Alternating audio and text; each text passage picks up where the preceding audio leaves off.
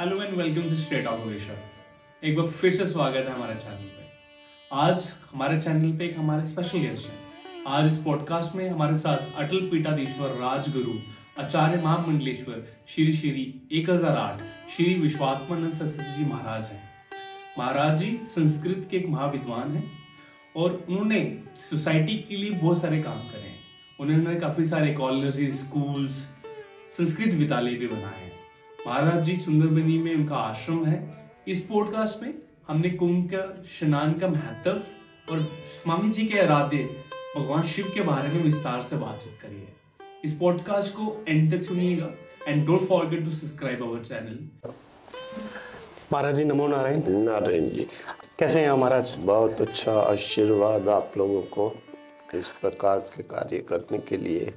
हाँ, बहुत बहुत शुक्रिया महाराज जी। महाराज जी, मेरा पहला क्वेश्चन ये रहेगा कि स्पिरिचुअल जर्नी जो आपकी स्टार्ट हुई है, किस उम्र में आपने स्पिरिचुअल जर्नी स्टार्ट करी थी और आज पीठाधीश्वर तक की जर्नी है आप में, किस तरीके से देखते हैं आप? ये तो आपने बहुत लंबा काम शुरू कर लिया है। ठीक है, लगभग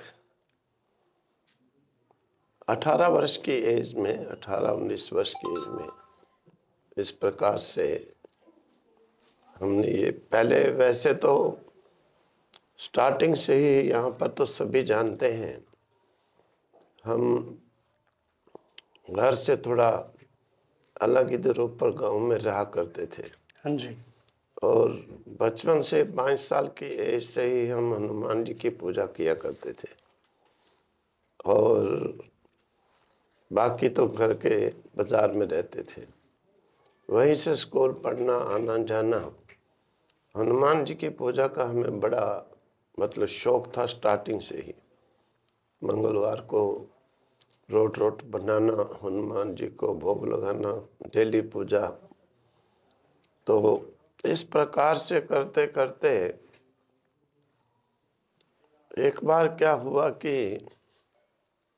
यहाँ पर हम बाजार से जब आए, मंदिर में एक कोई महात्मा आए थे।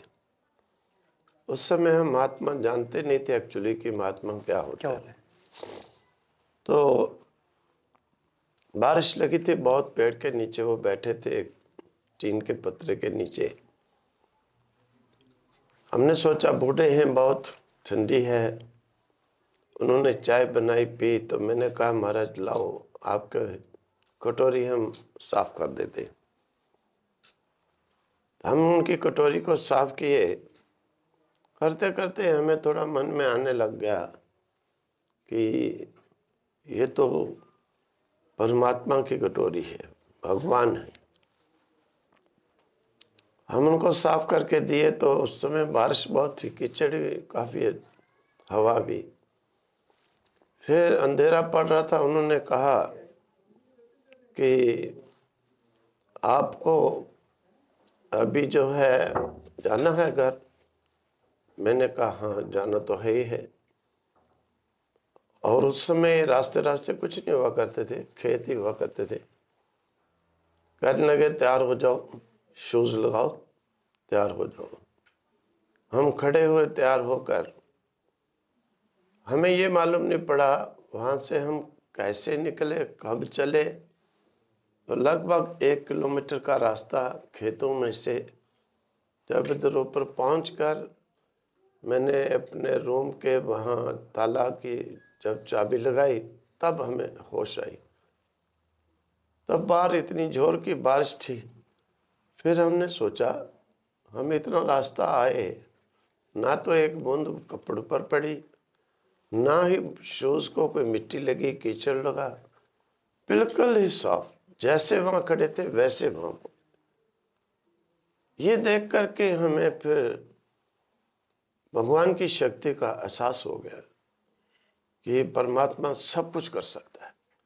क्योंकि इतनी घनी बारिश और इतना ये रास्ता मिट्टी कीचड़ वाला और इतना दूर आने पर भी एक बूंद नहीं कपड़ों पर पड़ी, एक तिनका मिट्टी बूट को नहीं लगी। तब से हमें परमात्मा की शक्ति का एहसास। उसके बाद रहे हम 2 साल घर, लेकिन मन में बार बार वही घूमता रहा, डेली, बार बार, दिन रात। फिर उसके बाद ऐसा संयोग हुआ, भगवान कहते हैं गीता में कि मेरी जो माया शक्ति है वो अगर कोई कहीं पर पाप कर्म भी किया है, पुण्य भी किया है, अर्जुन कहता है कि पाप के कारण अगर कहीं पर उसका जन्म ऐसी जगह हो जाए यहाँ पर धर्म कर्म नहीं, तो फिर वो कैसे साधु पुरुष बन सकता है। भगवान कहते हैं ये अर्जुन मेरी माया शक्ति है। जब उसके वहाँ के पाप कर्मों का फल समाप्त होता है, वो मेरी आदि शक्ति जो है उसे निकाल करके महापुरुष मिलाकर बना देती है। तो वही बात है कि संयोग से एक संत आए, फिर उनके साथ हम चल पड़े आगे। फिर हम यहाँ से शिवखोड़ी रहे कुछ 2 साल। तो वहाँ पर भी मैंने एक महात्मा जी थे नागा, उनसे कहा कि देखो हम आपको गुरु बनाते हैं। उन्होंने कहा देखो तुम ब्राह्मण घर के बालक हो, मैं वैश्य जाति का हूँ, मेरा फर्ज नहीं बनता तुमको शिष्य बनाना, इसलिए तुम जो करते हो वही करते रहो और अपने आप गुरु मिलेंगे। हम उस समय गायत्री का, भगवान शिव का जप करते थे, करते रहे 6-7 साल। उसके बाद एक बार अचानक ये प्रयागराज का कुंभ था और हम गए किसी के साथ। वहाँ पर पहुँचने से पहले एक रात्रि हमें स्वप्न में आया अपने गुरु महाराज का दर्शन, लेकिन वो कभी इधर नहीं आए थे, हम भी कभी उधर नहीं गए थे। हमें ये इच्छा हो गई कि जो महात्मा सपने में देखे इन्हें देखना है। अब कुंभ में लाखों साधु हैं। इस प्रकार से हम 4-5 दिन सोचते रह गए कि वो महात्मा, सारा दिन घूमते थे कि वो महात्मा मिले। अचानक एक दिन गंगा जी में बैठकर थोड़ा अपना जप कर रहे थे, एक पेज बहता हुआ आया पुस्तक का। वैसे संयोगवश हमने सोचा क्या लिखा है, देखा तो उसमें लिखा था और तीर्थ का पूरा पूरा फल लेना हो प्रत्यक्ष तो किसी के अंदर तीर्थ की भावना करके उसे, उसकी पूजा करो, सेवा करो, तीर्थ का पूरा पूरा फल मिलता है। हमने भी कहा, जो हमारे साथ में थे तो व्यक्ति, और मैंने कहा भी ये लिखा है, आओ इसी तरह करें। एक बूढ़ी माँ थी कोई 85 साल की, सफ़ेद धोती पहनी हुई, नहाने आई वहाँ घाट पर। तो हमने उससे कहा कि माता जी आओ, आपको त्रिवेणी में ले चलते हैं जी। उसने कहा बेटा मेरे पास पैसा कुछ नहीं है नाव वाले के लिए। हमने कहा आओ आप। लेकर के गए उसको त्रिवेणी में। उसको हमने त्रिवेणी रूप माना और उसकी पूजा की, उससे पूजा भी कराई। वापस जब उन्हें छोड़ने के लिए आने लगे किनारे पर, नाव से उतारा तो शाम का समय था। बूढ़ी माई कहने लगी आओ बेटा मैं आपको एक संत के दर्शन कराती हूँ। वहाँ से वो लेकर हमको 5 किलोमीटर, जहाँ पर स्वामी जी महाराज रहा करते थे बाहर मेले से, जी। उनके साथ करीब 2000 साधु वहाँ मंडली में हुआ करते थे, सीधा ले जाकर उनके सामने खड़ी कर दी। तो मैंने कहा यही थे महात्मा जो सपन में देखे।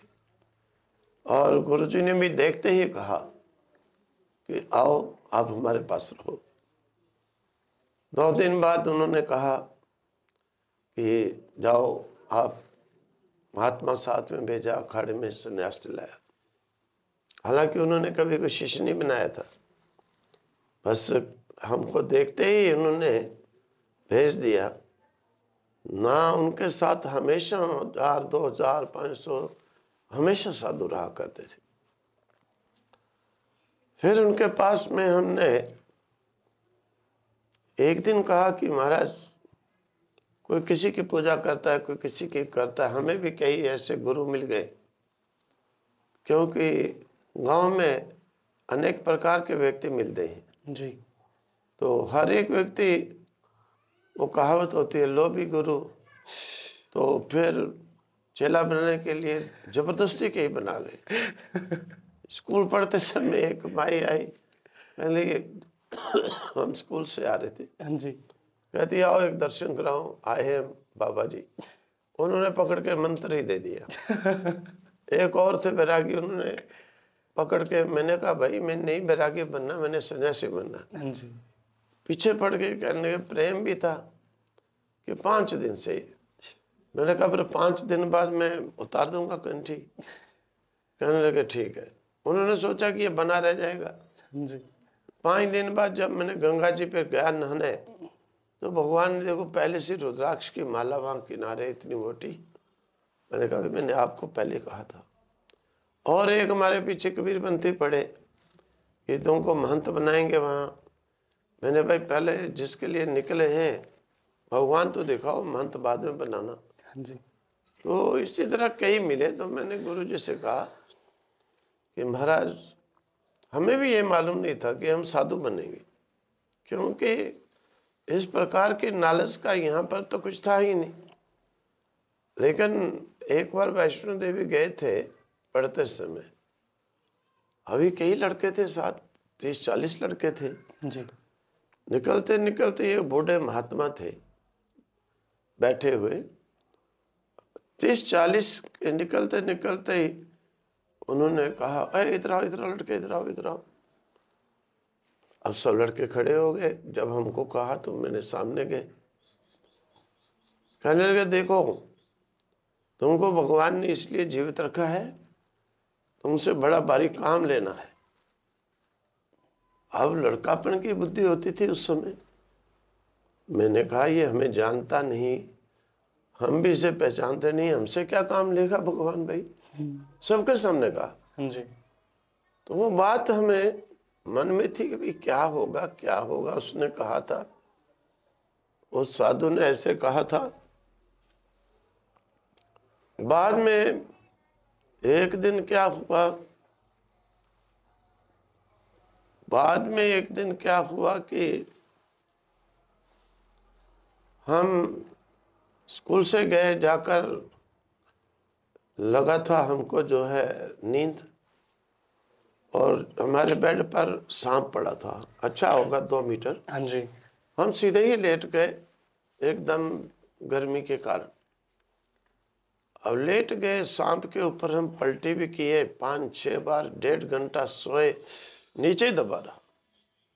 और जब नींद उतरी तब हमने देखा कि ठंडा क्या लग रहा है, वो सुराख से निकल आया, ठंडा था।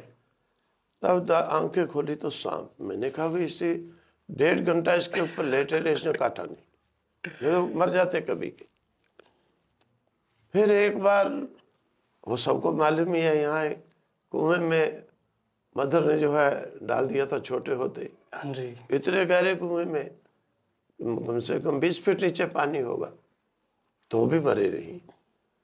तब हमें थोड़ी याद आई कि भाई उस साधु ने कहा था कि कुछ काम लेना कि है। इसीलिए भगवान ने तुमको बचाया है कि कुछ काम लेना है। पर काम क्या लेना, ये बस दिमाग में ऐसी सोच होती थी। फिर एक बार हम ऐसी जगह पर थे कि वहाँ पर इलेक्ट्रिक वायर पड़ी थी। जी। हमें मालूम नहीं था इसमें करंट है। उसको हमने पाँव से परे करना चाहा, उसने झटका लगाया, 2 मंजिल नीचे फेंका, लेकिन मरे फिर भी नहीं। सब हैरान रह गए। तो ये बात रहती थी मन में कि भगवान ने काम क्या लेना, साधु ने कहा था। और फिर जब पहुँचे महात्मा जी के गुरु जी के पास, उनसे फिर मैंने कहा महाराज ये प्रॉब्लम है, कोई भगवान इसको कहता है, कोई इसको कहता है, कोई मंत्र ये जपो ये जपो। वो बड़े विद्वान थे गुरु जी, व्याकरण के पीएचडी तक के ग्रंथ वो स्वयं पढ़ाते थे, न्याय वेदांत के, भक्ति के, भागवत आदि एकदम मार्तंड थे।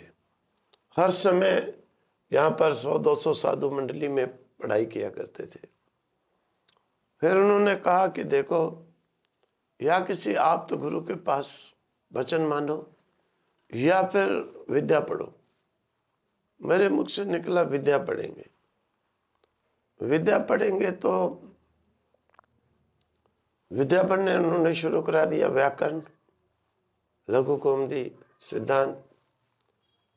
10 वर्ष पढ़ने के बाद एक दिन उन्होंने कहा कि आओ जो तुमने पूछा था उसका मैं उत्तर बताऊं। मैंने महाराज मैंने तो कोई पूछा नहीं कभी। अब 10 साल पुरानी बात थी तो मैंने कहा मैंने तो कुछ पूछा नहीं। उन्होंने कहा वो जो उस समय जब आए थे तुम तब पूछा था। मैंने कहा महाराज अब जिसको ये समस्या हो उसको मेरे पास भेजिए, मैं उसकी समस्या को दूर करूंगा। क्यों? विद्या से मैंने ये समझ लिया, कोई आकाश को परमात्मा मानता है कि सब जगह है जी। ये तो शून्य है, जड़ है। कोई अग्नि में हवन करता है उसको मानता है जी। कईयों के पंथ में मन को ही मानते हैं, कईयों के पंथ में बुद्धि को परमात्मा मानते हैं कि बुद्धि परमात्मा में टिकी तो तब तक परमात्मा है। इसीलिए हमने सबके अनेक दर्शनों का अध्ययन करने के कारण ये समझ लिया। तो मैंने कहा जिसको ये समस्या हो उससे मेरे पास भेजो, मैं उसे समझाऊंगा। फिर बड़े जोर से वो हंसे, कहने लगे ये विद्या होती है, विद्या से अविद्या का नाश होता है। अब तुम इतना समझ गए, बहुत उचित हुआ। कई लोग बैठे थे, वो भी सुन करके हैरान हो गए। तो इस प्रकार से फिर उनके पास तो 10 साल विद्या पढ़ी। उनके बाद में जैसे ब्रह्मलीन हुए, जैसे वो मंडली चलाते थे, हम लोग भी विचरण करते रहे उसी प्रकार से। और बाद में अखाड़े के, वैसे तो दूसरे अखाड़े के भी हमें कहते रहे मंडलेश्वर बनाने के लिए, लेकिन हमारे विश्वदेवानंद जी थे महानिर्वाणी अखाड़े के पहले आचार्य जी। उनके साथ स्वामी जी का भी बहुत प्रेम था, लगाव था हमारे प्रति भी, हमारे साथ भी बड़े हर कुंभ में मिलना, आना जाना, भक्तों को भेजना, सेवा आदि कराना, स्वयं भी आना। फिर उन्होंने जब कई 10 वर्ष कहते रहे तो हमारी रुचि प्राय करके विरक्ति पर हुआ करती थी। जी। तो उन्होंने कहा नहीं, ऐसा नहीं, विरक्ति भी बहुत हो गई, अब आप मानिए। फिर 10 वर्ष बाद फिर हमने कहा चलो स्वीकार किया, अखाड़े की तरफ से हम मंडलेश्वर बने। फिर बाद में अटल अखाड़े के अब हम आचार्य हैं पीठाधीश्वर। महाराज जी, आपने कुंभ के बारे में बताया। कुंभ एक महा उत्सव है, भारतीय संस्कृति के धर्म में एक विशेष महत्व रखता है, और ये अभी महाकुंभ चल रहा है जो 144 साल बाद आया है। तो किस तरीके से देखते हैं महाकुंभ को आप, और आप भी अब कुंभ से आ रहे हैं, क्या बोलना चाहेंगे कुंभ के बारे में आप?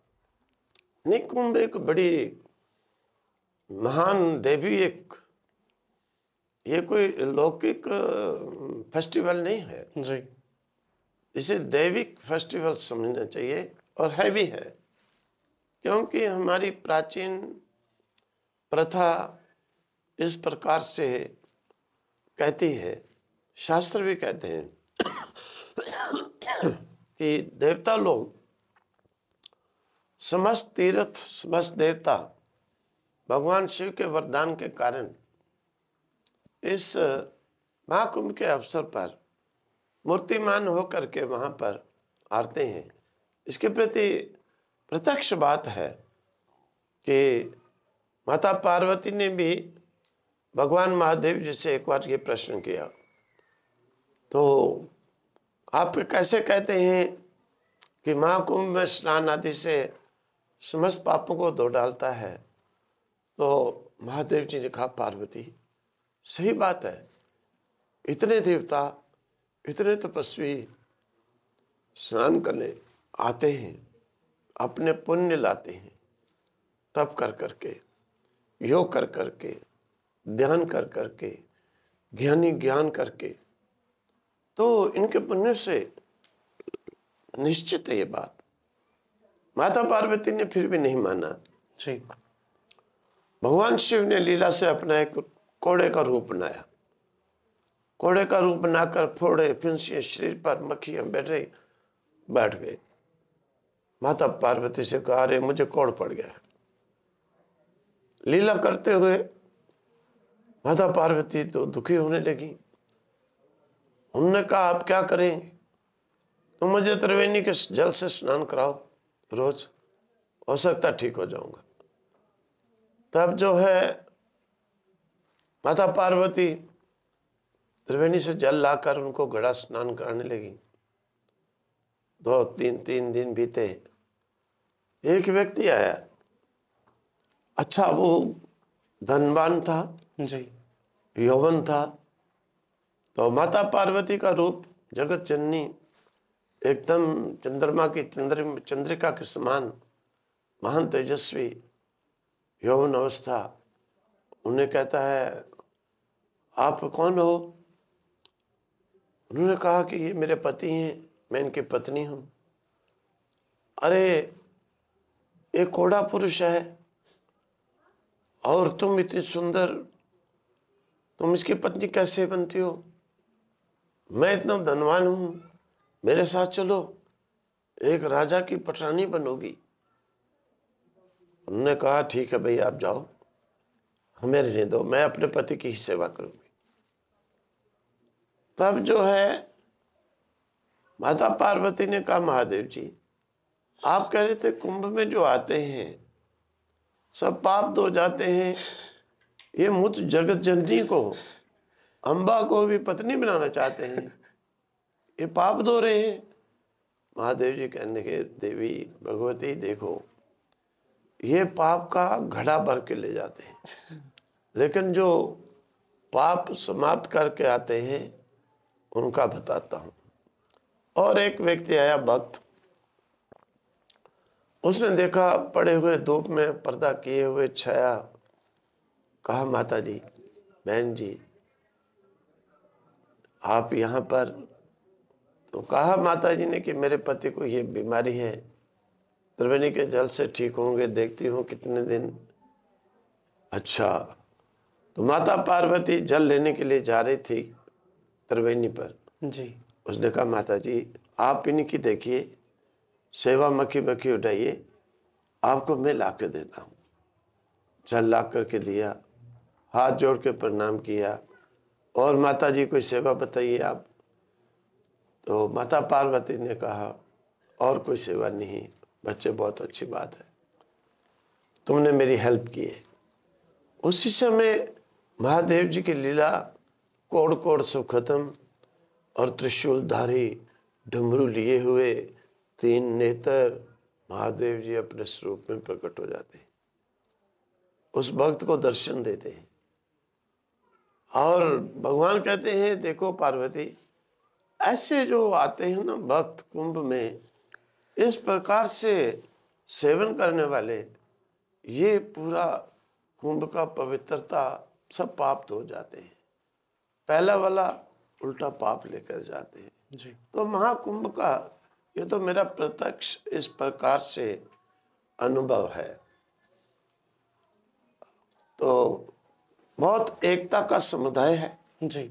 वहाँ पर, जो है बहुत तादाद में इस समय हमने देखा है कि बहुत जो है लोग वहाँ पर इकट्ठे होकर के, और ये विशेषकर सनातन की एकता सनातन की एकता इसे समझना चाहिए जी और अधिक से अधिक आकर के स्नान आदि भी करने चाहिए। और इसका दर्शन अमृत दर्शन है, अमृत पान है। बड़े बड़े ज्ञानी आकर के वहाँ पर अपने सर्च किए हुए ज्ञान का बखान, कर्मी लोग कर्मों का बखान, तपस्वी लोग अपना तप का दर्शन, इसलिए बहुत एक विशाल और आश्चर्यजनक विचित्र एक सब अलग से वहाँ का इस समय माहौल है। लेकिन दृष्टि यथा दृष्टि तथा सृष्टि, हमारे कहते हैं शास्त्रों में, यथा दृष्टि तथा सृष्टि, उसी प्रकार से सृष्टि होती है जैसे हमारी दृष्टि होती है जी। तो इसीलिए ऐसे अवसर पर बहुत सारे देशवासियों को हम कहते हैं आना चाहिए, कोशिश करनी चाहिए, प्रयास करना चाहिए, हम इसका सेवन करें। जी महाराज। महाराज जी, देखा गया कि भोले बाबा शिव जी को आप अपने आराध्य मानते हैं। हाँ जी। भोले बाबा शिव जी को ही आपने आराध्य क्यों चुना अपना? देखो, ये जो मुक्ति होती है ना, जी मुक्ति जो वैसे तो लोग कह देते हैं कि सभी मुक्ति मुक्ति, वैसे एक देख करके सब जोड़ लेते हैं। हाँ जी। अब जैसे कोई पिशाचिनी की पूजा करता है तो पिशाचिनी को कोई गंदी बना के थोड़ी मूर्ति लगाता है पूजा करते समय, जी वो भी देवी की तरह मूर्ति रख के पूजता है, लेकिन पिशाचिनी की करता है। जी और कई लोग कर्ण पिशाचिनी है, कई राक्षसी होते हैं, उनकी पूजा करते हैं, तो वो कोई ऐसे गंदा रूप बनाकर थोड़ा उसका करते हैं, हाँ जी वो भी ऐसे ही फोटो रखते हैं। जी तो ये वैसे सब कहते हैं, लेकिन शिव तत्व जो है, एक्चुअली शिव तत्व को जानते नहीं हैं, वो दूसरे देवताओं अवतारों की शरण में भागते हैं, क्योंकि शिव तत्व को जानते नहीं हैं। जी शिव तत्व ही एक ऐसा तत्व है जो मोक्ष प्रदान कर सकता है। ऋते ज्ञानान न मुक्ति, ज्ञान के बिना मुक्ति हमारे उपनिषद वेद शास्त्र सब कहते हैं कि नहीं हो सकती है। जी और ज्ञान, ज्ञान किसे कहते हैं? शिव ही ज्ञान है, ज्ञान ही शिव है। इसीलिए हम जो है शिव के आराधक। हाँ महाराज जी, शिव जी की काफ़ी सारे रूप माने जाते हैं। जो हम बात करते हैं महाराज जी, मुझे जानना है कि जो 12 ज्योतिर्लिंग्स हैं उनकी इम्पोर्टेंस क्या है और उनके दर्शन करने से क्या फल मिलता है? देखिए, ये इम्पोर्टेंस जो होती हैं, किसी वक्त किसी ऋषि मुनि ने शिव की विशेष आराधना की, जी आराधना करने पर वहाँ पर भगवान की ज्योति प्रकट होती है और वरदान दे देते हैं कि आप प्रभु यहाँ पर रहिए। भगवान को जब प्रकट हुए, वरदान मांगने के लिए कहा, वो फिर करना पड़ता है। भगवान किसी को अवॉइड नहीं कर सकते, इसीलिए वहाँ पर भगवान की ज्योतियाँ होती हैं जी और स्वरूप से अवतारी रूप होते हैं। उन अवतारी रूपों की आराधना होती है वो, और सब फल देने में समर्थ, क्योंकि सबका हर एक का जो कथन, हर एक ज्योतिर्लिंग का जो इतिहास, जो शास्त्र के अनुसार फल का वर्णन, वो सभी लोग पढ़ते हैं, सुनते हैं, अलग अलग होता है और वो देते हैं। महाराज जी, कहा जाता है कि जो महाकाल जी के दर्शन कर लेते हैं कि उनकी अकाल मृत्यु नहीं होती है। कितनी सच्चाई है इस बात? देखिए, ये अपने दृढ़ता पर है। आपको दृढ़ निश्चय है तो बात सही है, आपको दृढ़ निश्चय नहीं है तो फिर आपके लिए कठिन है। लेकिन दृढ़ निश्चय होने पर निश्चित है बात, बिल्कुल कि अकाल मृत्यु उसकी नहीं होती, क्योंकि महाकाल काल को भी भक्षण करने वाले हैं। हमारे कठोपनिषद के अंतर्गत वर्णन करते हैं ऋषि की, देखो जो काल को भी बड़े टेस्ट के साथ एग्जाम्पल देते हैं। जैसे कोई व्यक्ति चावल में घी डालता है, जी। शक्कर डालता है, उसे बड़े स्वाद के साथ चाटता है। इसी प्रकार से जो मृत्यु को भी चाट जाते हैं उन्हें महाकाल कहते हैं। तो ये तो निश्चित बात है कि महाकाल के भक्तों को अंत समय में अगर कोई व्यक्ति मृत्यु के समय, क्योंकि यम यम वापि स्मरण भावम तज तेंते कलेवरम तम तमे वैति कौंतेया सदा तद भाव भाविता। अंत समय अगर कोई व्यक्ति जैसा भी स्मरण करता है उसी प्रकार से आगे जन्म को प्राप्त करता है।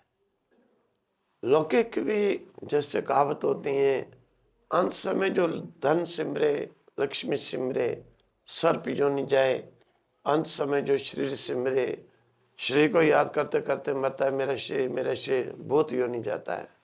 अंत समय जो मकान आदि सोचता हुआ मरता है, पिशाच बनता है, प्रेत बनता है। तो जैसे श्रीमद् भागवत में आता है, अंत समय में भरत जी ऋषि होकर के भी मृग को सोचने लगे तो मृग की योनि में जाना पड़ा। तो इसीलिए अब जैसा जैसा कोई अंत समय में सोचता है उसी के अनुसार आगे उसका जन्म होता है। जी। तो अंत समय जो मति सो गति, अंत समय में जो मति होती है वही गति होती है। इसीलिए अंत समय में जिसके जीवा पर शिव शिव शिव का अर्थ होता है आत्मा, शिव का अर्थ होता है आत्मा। आत्मा मीन कल्याण। कल्याण कोई और नहीं कर सकता है। बाकी सब देवता अवतार देवी दे सकते हैं, कामना पूरी कर सकते हैं।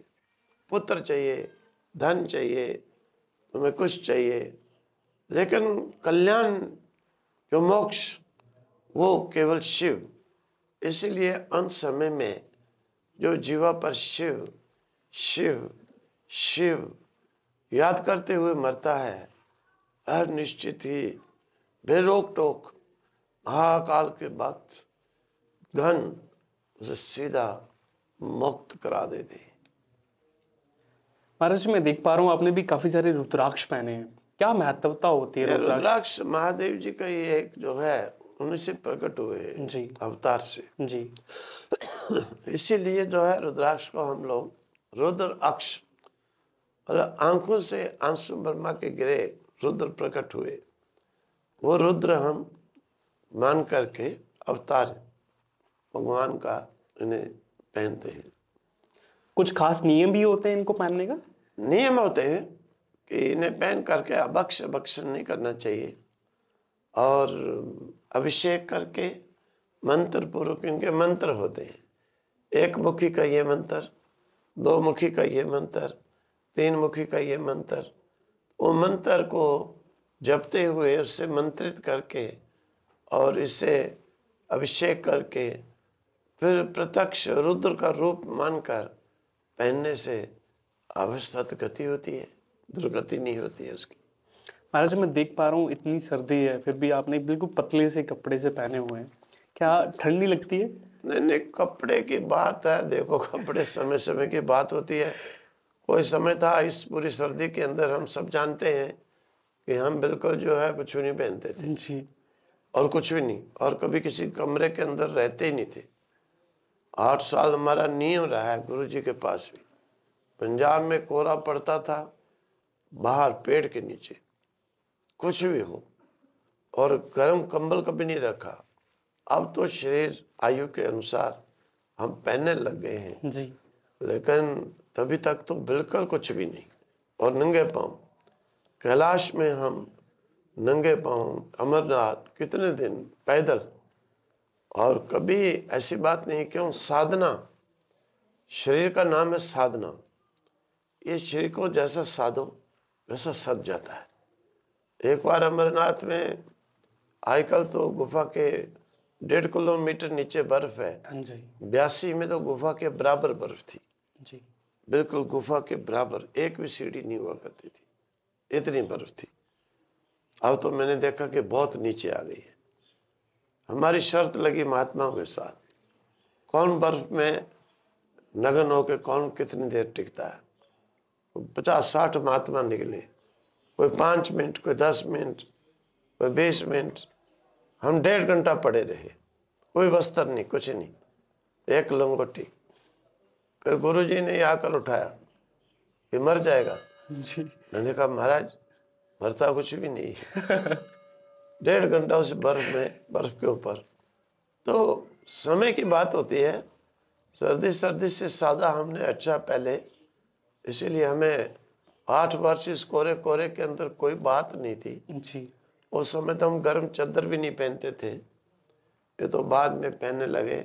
ना हम जूता पहनते थे, चप्पल खड़ा हूँ। थोड़ी आंखों की रोशनी सड़कों पर गर्म गर्म पर चलने के कारण जब थोड़ी कम हो गई, तब से थोड़ा खड़ा हम पहनने लगे। जी महाराज। महाराज जी, आपने कैलाश का जिक्र किया, क्या कहा जाता है कि वो भोलेनाथ का घर है, शिव जी आज भी वहाँ पे है? किस तरीके से मानते हैं आप, क्या बिलीफ है आपका? घर की बात नहीं, एक तीर्थ है। जी। एक तीर्थ है, महादेव के वहाँ पर व्यक्ति है, वहाँ पर साक्षात है, इस प्रकार से। हाँ, ये चीज़ है, प्रिय है, क्योंकि अवतार के रूप में महादेव जी वहाँ पर तप करते हैं। जी। इसीलिए प्रिय है उन्हें कैलाश, एकांत है, अच्छा है तप करने के लिए। कुछ अनुभव हुआ जब आप वहाँ पे गए कुछ? हाँ, अनुभव तो हम वहाँ पर लगभग 1 महीना ऊपर ही रह गए, इधर उधर। हाँ जी। तो बहुत बहुत चीज़ें देखी हैं वहाँ। एक दिन तो वहाँ एक राक्षस ताल है, जी। वहाँ पर हमारा भी इच्छा हो गई बड़ी। हमारे साथ वैसे कोई 150 साधु थे उस समय। हाँ जी। हमारी भी इच्छा हो गई कि यहाँ कैलाश में रह के तप करें, वापस नहीं जाएंगे इंडिया में। हाँ जी। तो फिर सोचा कि यहाँ पर तो वहाँ कुछ होता ही नहीं है, हाँ जी।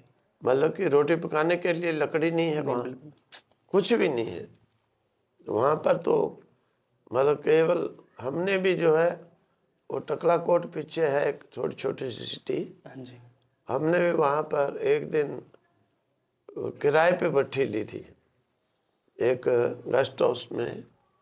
उस समय मुझे याद है 60,000 रुपया रात को भट्ठी का किराया दिया हमने, कोयले की भट्ठी, और 3 क्विंटल आटे की रोटियां बनाई सारी रात जी। और सबको बांट दी। भाई अब अपना अपना ये है अचार, ऊपर बनेगी तो बनेगी, नहीं बनेगी नहीं बनेगी। तो हमने सोचा कि यहाँ पर खाएंगे क्या, बर्फ ही बर्फ है। हाँ जी। और रात को हम ध्यान में बैठे थे, एक आ जाता है, कहता है भाई आपने तप करना है यहाँ। मैंने कहा हाँ। और उस दिन मुझे प्रबल इच्छा थी कि बस वापस नहीं जाना है, तप करना कैलाश में। तो मैंने कहा यहाँ खाएंगे क्या? कहते देखो यहाँ पर ये खरगोश होते हैं, हाँ जी। बस ये गुफा में रख लो, बस को खाओ। मैंने कहा भाई हम तो वेजिटेरियन है। इतने देर में होश आई, मैंने कहा ये क्या? तो ये वहाँ पर बड़े सिलसिले देखे। एक ऊपर हम कैलाश में एक दिन देखे अचानक, तो चल रहे थे, 3 बजे का समय था। तो सभी महात्मा बड़े ऐसे मस्ती में, कि मौसम साफ था उस दिन। हाँ जी। तो एक महात्मा कहने लगे यहाँ पर इंद्र आदि देवता। मैं भाई इंद्र क्या, इंद्र तो यहाँ पर चौकीदारी करते हैं महादेव के यहाँ कैलाश में। इतने में ही गड़ गड़ गड़ गड़ गड़ गड़ गड़ गड़ गड़ गड़ गड़ गड़ हुआ और बर्फ पड़ना शुरू हो गई। जहाँ पर जो बैठा है वहीं बैठा बैठे 4 फीट बर्फ पड़ गई, अंधेरा भी पड़ गया। हमने सोचा है तो सब मर जाएंगे, आगे मालूम भी नहीं था कि भाई कहाँ कुछ है। तो जब अंधेरा पड़ गया मैंने कहा भाई उठो, लेकिन महात्मा को उठाई नहीं जाए कहीं। वो बर्फ के डर के मारे बिल्कुल ठंडी से। फिर हमने सुना हुआ था महात्माओं से कि भाई ऐसी स्थिति में किसी को क्रोध दिलाने से जो है ना खून में गर्मी, उठाकर डंडा, हमने एक पंजाब का लड़का ही था साथ। हाँ जी। वो जवान लड़का 25 साल का होगा, उसको उठाएं तो टांगे भी इकट्ठी ऊपर छोटे बच्चे की तरह करें। जब 2 सोटी लगाई उसे, कहता आप मार ही दोगे तो चलो चलता हूँ। 2-3 जवान महात्माओं को भी। तो उसी समय एक ऐसा झटका आया जी। कि 2 किलोमीटर आगे टेंट मिलेगा, एक ऐसे बिल्कुल खड़े खड़े जी 2 किलोमीटर आगे, सब उठाकर 2 किलोमीटर आगे ले गए। वहाँ पर एक टेंट मिला, रात भर बिठाए, चलो उसके पास, वहाँ से सवेरे आगे निकले। तो ऐसे कई अनुभव रोजाना वहाँ पर अनुभव होते ही। मैं जब तक अकेला रहा हूँ इधर पहाड़ों में ऊपर, पहले हम रहे ही अकेले हैं, दूसरा कोई आ जाए तो हम उठ के चले जाते थे, जी तुम रहे भाई हम चलते हैं। कोई दिन ऐसा नहीं गया कि कभी कोई किम पुरुष, कभी और कोई ऐसा दृश्य न देखे, मतलब सपन नहीं, प्रत्यक्ष जंगल में। लेकिन नीचे एक दिन ऐसा नहीं आया कि जिस दिन यहाँ पर कोई दिखाई दे। ये अंतर होता है। ऐसे देव पुरुष दैविक जो चीजें होती हैं, इनका आवासीय क्षेत्रों से बाहर ही ऐसा प्रकट होता है, मेरा मानना है, ये मेरा अनुभव है। महाराज जी, कभी भूत प्रेतों पे मानते हैं कि विश्वास करते हैं कि अगर ईश्वर है तो भूत प्रेत भी होते हैं? देखो, भूत प्रेत कौन सा होता है? भूत प्रेत कोई अलग चीज नहीं है। जी यही मनुष्य जब पाप कर्म करते हुए मर जाता है, उसकी जीवात्मा को देखो पशु योनि भी नहीं मिलती, तो वो आत्मा जो है बिल्कुल जीव ऐसे खिन्न भिन्न होकर के भटक जाता है। जी वैसे एक जीवात्मा शरीर से निकलती है, उसके साथ 5 ज्ञान इंद्रिय, 5 कर्म इंद्रिय, 5 प्राण, मन बुद्धि चित्त अहंकार 19 तत्व होते हैं। जीव जब शरीर से मरता है ना व्यक्ति, उसे निकलता है तो उसके 7 होते हैं। जैसे एक राजा निकलता है, राजा के साथ मंत्री, राजा के साथ सिपाही, तो इसी प्रकार से ये जीव के साथ समूह होता है। जी लेकिन जो पापी होते हैं, महापापी, उनकी जीवात्मा के साथ ये सब नहीं। क्यों? कि वो नष्ट भ्रष्ट हो जाते हैं, बिखर जाते हैं एक प्रकार से। जैसे एक मिट्टी का ढेला फेंको, पृथ्वी पर गिरता है, बिखर जाता है। इसी प्रकार से ये सूक्ष्म शरीर उसका बिखर जाता है। जी जीव कहीं, अब जीवात्मा जहाँ पर गर्भ में प्रवेश करेगा, वहाँ पर प्राण भी साथ होंगे, इंद्रियां भी होंगी और मन बुद्धि भी होगा, तब ही जाकर आगे शरीर चलेगा, गर्भ में बड़ा होगा। प्राण नहीं होंगे, शरीर किस काम का है? जी बिल्कुल। इंद्रियां नहीं होंगी, आंख नाक कान कुछ नहीं हो, वो शरीर किस काम का है? जी वो शरीर किसी काम का नहीं है। इसीलिए उसके ये सब भ्रष्ट हो जाते हैं। तो भ्रष्ट उन जीवों का भगवान ने नियम बनाया है। वृष्टि के साथ ये बरसते हैं, बारिश के साथ, और बारिश के साथ बरस करके जो आगे चावल गेहूँ फल हम खाते हैं, सब में ये चले जाते हैं। जी तो ये जो होते हैं, जब इन्हें हम खाते हैं तो इन्हीं के हमको वो बैड जो संस्कार एंटी थिंकिंग वो प्रारंभ हो जाती हैं। जी तो जिसे ये भी नहीं मिलते हैं, जैसे बिल्कुल शरीर मिलना ही नहीं, जड़ भी नहीं मिलना, तो वो जीवात्माएं ऐसे भटकती हैं, सूक्ष्म शरीर नहीं ले सकती हैं। थोड़ा थोड़ा अधिकार होता है उनके पापों के अनुसार, कुछ देर इनमें घुस गए, आप में घुस गए, कभी कभी, हमेशा नहीं। तो वहाँ पर वो फिर अपने पहले जीवन में जो सेवन किया होता है, खाया पिया है, विषय भोगे हैं, वो वहाँ पर उसकी तृप्ति का लाभ लेते हैं। फिर उन्हें भटकना पड़ता है। फिर उन्हें वो याद आती है कि मैं रोटी खाता था। अब खाली सूक्ष्म शरीर रोटी नहीं खा सकता है, उससे स्थूल लेना पड़ेगा तभी खाएगा। जी इसलिए वो फिर दुखी होता है। दुखी होता है कई बार अपने कुल वालों को सपने में, बहुत आम बात होती है, कईयों को देखोगे, कोई कहता है मेरा दादा कपड़े मांग रहा, मेरा पिता मुझसे रोटी मांग रहा, पानी मांग रहा। वो ये चीज होती है उनकी कि वो प्रेत पीड़ा, तो पिशाच, तो वो उस समय पर तड़पते हैं। तो ये आत्मा ये है, जैसे यहाँ पर जीवित है, इन्हीं की आत्मा है और किसी की नहीं है। महाराज जी, हमने हमेशा से देखा है आप सोसाइटी के लिए काफ़ी काम करते हैं। खासकर देखा गया है कि आपका इंटरेस्ट है टुवर्ड्स एजुकेशन। आप काफ़ी सारे स्कूल्स हैं आप चला रहे हैं, कॉलेजेस हैं आपके। देखो इसके प्रति बात ये थी, जी मैंने आपको बताया कि हमारे गुरुजी ने कहा विद्या से अविद्या का नाश होता है। जी महाराज। इसीलिए हम भी उनके बाद में भी यही प्रयासरत रहे। और ये तो यहाँ पर भगवान ने जो कराना होता है वो बात होती है। जी क्योंकि ये देखो यहाँ पर ये मंदिर बना है, वहाँ पर एक बार हमने, बहुत पहले की बात है, ये बनाने से पहले जी हमने रात को सपना देखा, ये इस सारी जगह को आग लगी हुई है और सफ़ेद चूना चारों तरफ 30-30 फीट फेंका हुआ है। आग इतनी लगी है, सारी धरती जल रही है, तोप के गोले की तरह फट फट आवाज आ रही है। मैंने सोचा ये क्या देखा भाई इस जगह में।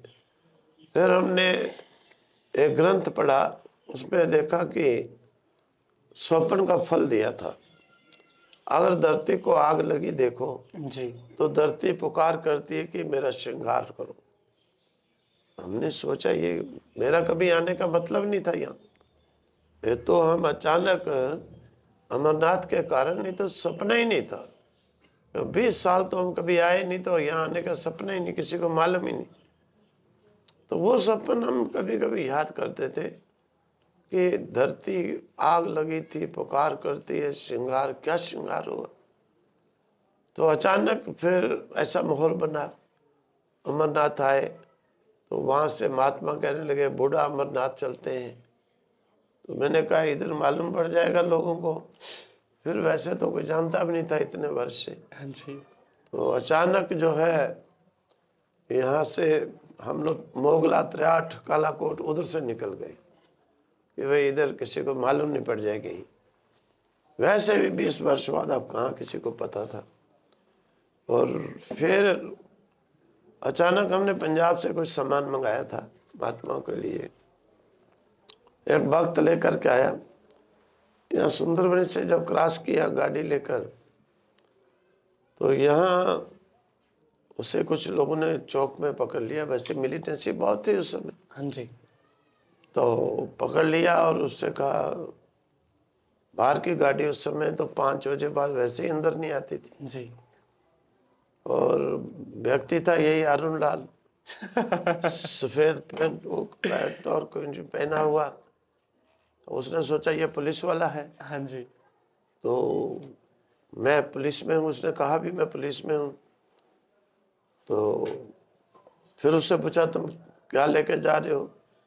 अरे भाई ये बात है ऐसे, ये महात्मा कहाँ के हैं इसने पूछा। जी उसने कहा मुझे ये मालूम नहीं है, लेकिन थोड़ा थोड़ा सुना है कि जम्मू कश्मीर के हैं। फिर वो अरुण लाल ये उनके साथ ही पीछे पीछे आ गया।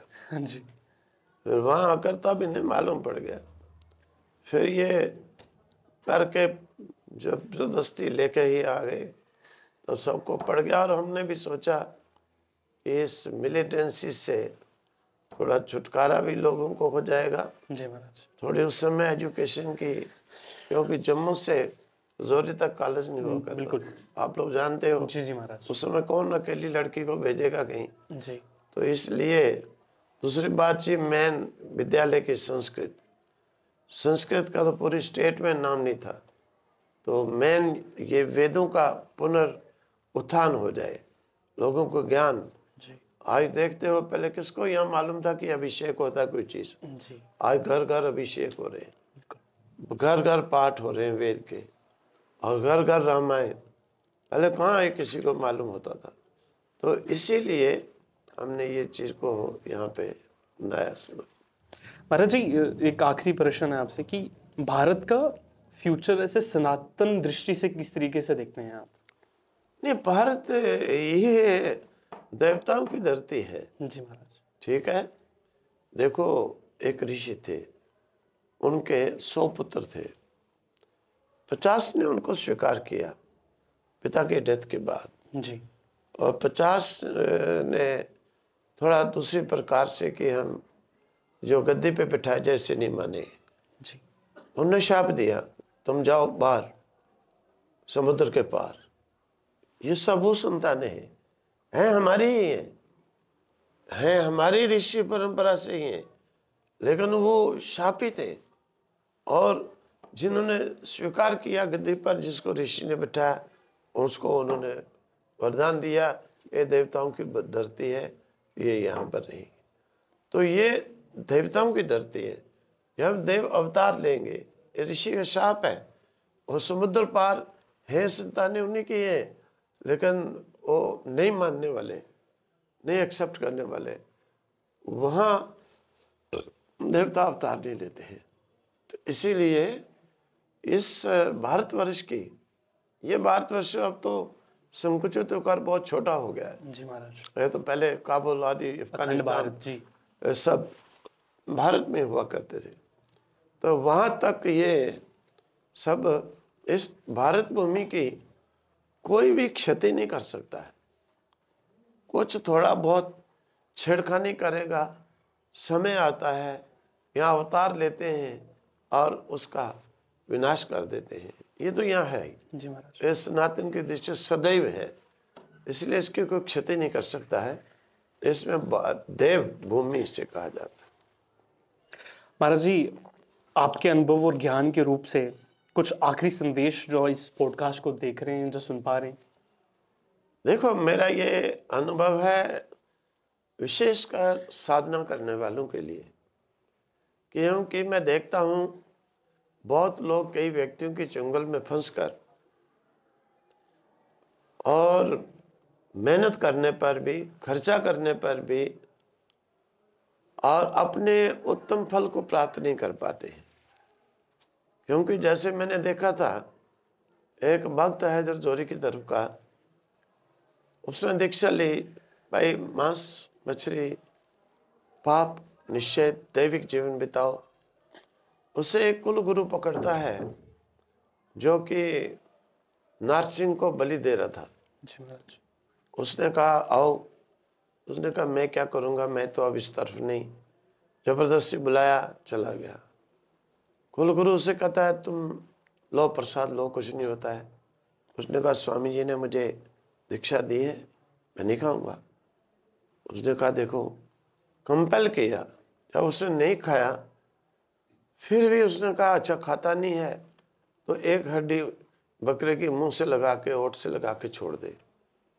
अब देखो, इस प्रकार के कुलगुरु जिनको स्वयं हमारे वेदों, शास्त्रों, पुराणों, आचार्यों, हमारे पूर्वजों ने कहा, जिसको स्वीकार किया है, जिन्होंने स्वीकार करके उसको पाया है, और वो उस चीज़ को जो है नहीं मानते हैं, उल्टा अपनी तृप्ति के कारण जो है वो केवल दूसरों को भी वही पाप सिखा रहे हैं। इन चीज़ों से बच करके और एक शुद्ध जो वास्तविक उपासना है, उस उपासना की ओर आप बढ़ना चाहिए, जैसे कि उनका किया हुआ परिश्रम जो है वो सफल हो। क्योंकि मैंने देखा है, मैंने भी बहुत वर्ष ऐसे गंवाए, लेकिन गुरु जी के पास पहुंचकर मैंने वो जो सब मिस्टेक थी, जो भ्रांतियाँ थी, उनकी निवृत्ति हुई है। इसीलिए हम कहते हैं कि ज्ञान की शरण में आओ। ज्ञान स्वरूप परमात्मा कहते हैं, मेरा स्वरूप ही ज्ञान स्वरूप है। हमारे शास्त्रों वेदों में कहा है ब्रह्मैव विजानाति ब्रह्मैव भवति। ब्रह्म को जानने वाला स्वयं ब्रह्म हो जाता है। जी। जैसे एक डॉक्टर मेडिकली एजुकेशन को पढ़ने वाला, जानने वाला डॉक्टर बन जाता है, इंजीनियरिंग की एजुकेशन को जानने वाला इंजीनियर कहलाता है, इसी प्रकार से उस ब्रह्म की, उस विद्या को जानने वाला ब्रह्म स्वरूप हो जाता है। इसीलिए हमारी उपासना जो है उधर होनी चाहिए, विपरीत नहीं कि हम बेस्ट अपने जीवन को गंवाएं। स्वामी जी, अपना समय और आशीर्वाद के लिए हम अपने तहे दिल से आपके लिए बहुत शुक्रिया आपका। नमो नारायण महाराज। बहुत आशीर्वाद आपके इस चैनल को कि इस प्रकार के आध्यात्मिक ऐसे चीज़ों के लिए भी आप अग्रसर हो। इसी प्रकार से जो पॉजिटिव, जो लोगों के हित के लिए, लोगों के उत्थान के लिए, देश के उत्थान के लिए इस प्रकार की आध्यात्मिक ऐसी चीज़ों को लोगों के बीच में ले जाएं कि लोगों की भ्रांतियां समाप्त हों, उनके अज्ञान नष्ट हों और उत्तरोत्तर अपनी साधना का फल पाएं, परमात्मा को प्राप्त करें। ओम तत्सत। ओम तत्सत।